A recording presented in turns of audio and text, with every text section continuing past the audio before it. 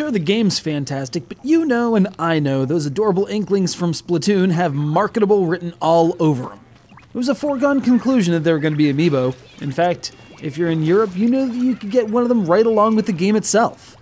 Well, unless you're British. Some daft bloke nicked the entire lorry, or for those of you who don't speak limey, some jerk stole the entire truck containing the game chain's allotment of Amiibo bundled copies, leading to widespread chaos, hysteria, and pre-order cancellations. Even finding these online was a challenge near release, with most outlets selling out in 15 minutes or less. But where there's a squid, there's a way, and here's 3 of them. 2 of them happen to be kids at present. I feel we've covered this already.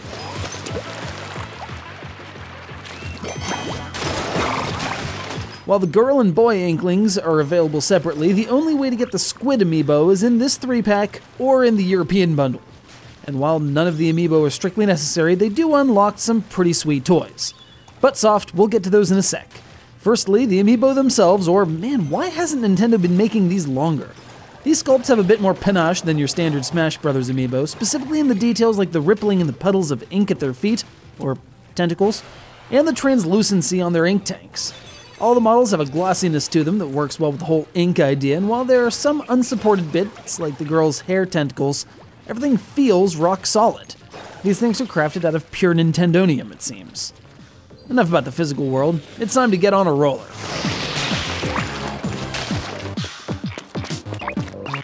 Unlike the AI training and portability aspects of the Smash Bros. Series of Amiibo, these Splatoon figures just unlock 20 alternate missions each for single-player enjoyment. I say alternate because they're the same as the regular single-player missions, but with altered weapons. I say just because that's really not all that much, truth be told.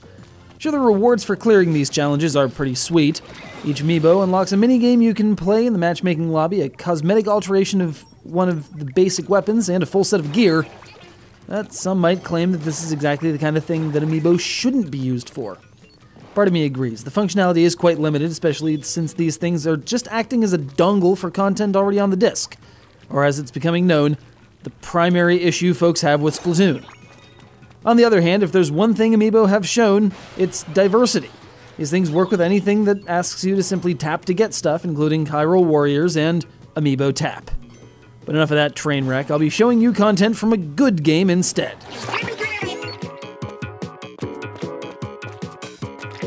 One of the primary purposes of the single-player campaign, the original mode, not the Amiibo challenges, was to teach you the game.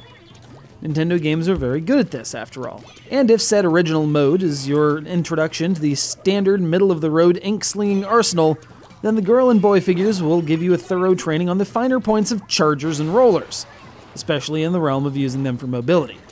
Or in the case of the remixed final boss battle, yes, that whole affair, using said weapons in swiftly changing situations.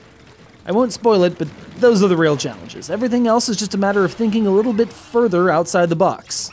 But what of our squid friend?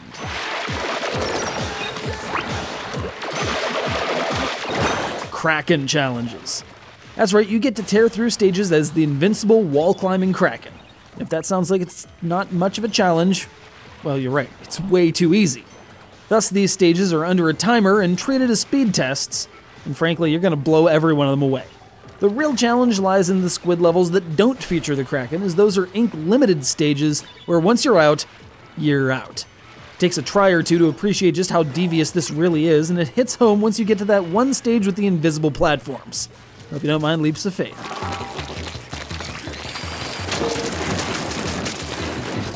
So the question ultimately boils down to this. Is it worth, well, it started at $35-ish, but now in the vicinity of $60 of your hard-earned money for 60 remixed versions of old stages, 3 exclusive sets of gear, 3 minigames you'll get to play for a few seconds at a shot, since let's face it, matchmaking in this game is pretty darn quick all told, and 3 purely cosmetic reskins for your arsenal?